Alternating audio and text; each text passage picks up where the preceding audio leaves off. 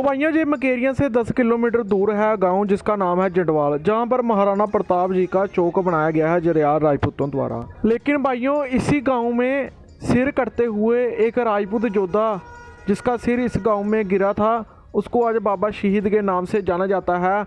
और जो जरयालों का जठेरा है उनमें पूजा जाता है, हर साल जयंती मनाई जाती है।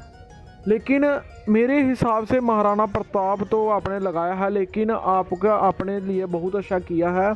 लेकिन मेरे हिसाब से जहाँ पर वीर जसवंत सिंह जरयाल की एक भव्य मूर्ति और उनका बोर्ड लगना चाहिए था, उनका चौक लगना चाहिए था।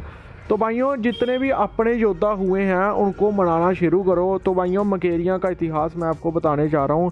जंडवाल के आसपास 15 गांव जो जरयाल राजपूतों के हैं। तो भाइयों मैं आपको बताने जा रहा हूँ कि जब रियासी रजौरी से कुछ जो कन्वर्ट नहीं हुए थे जरयाल, वो वहाँ से निकलकर पंजाब की ओर आए। तो भाइयों तब ये मकेरियाँ और दसूआ का इलाका अवानों का होता था। मुग़लों के काल में अवान बाहर से आए थे अरब, और इनको कुछ जगह इनको जागीरें मिली हुई थी।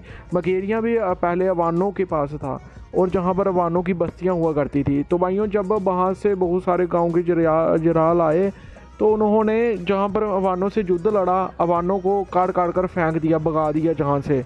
और 15 गांव में सबसे पहले उन्होंने अपना डेरा लाया बुड्ढाबार गांव में। तो बुड्ढाबार गांव आज भी जरयालों का सबसे बड़ा गांव बुड्ढाबार ही है, जो मकेरियां से 10 किलोमीटर जो थोड़ी दूरी पर है। वहाँ पर 15 गांव जरयालों के हैं। आप देखिए कि जब पहली बार मुग़लों द्वारा जो उनकी हार हुई, तो दूसरी बार जो मुग़लों ने पूछा कि जरयालों को कैसे हराया जा सकता है।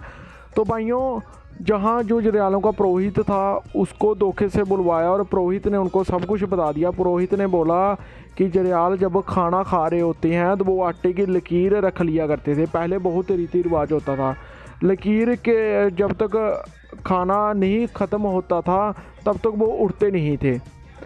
तो भाइयों ऐसा ही हुआ, रात को खाना खा रहे थे सभी जरयाल, तो मुग़लों ने हमला कर दिया, उन पर निहत्थे हमला कर दिया।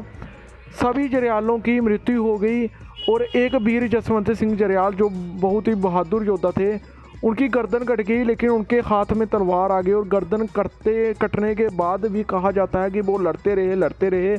बुड्ढाबार से लड़ते लड़ते वो जंडवाल पहुंच गए और जंडवाल में उन्होंने आखिरी सांस ली और हज़ारों मुग़लों को काटा था। मुग़लों को पता नहीं लग रहा था कि इनकी गर्दन कट गई है, तो फिर भी ये ऐसे लड़ रहे हैं। वैसे बहुत सारे राजपूत योद्धा हुए हैं, जैसे सुजान सिंह शेखावत, डोंगर सिंह बाटी, माती सिंह मनहास और बहुत सारे योद्धा हुए हैं जो सिर कटाकर लड़े हैं।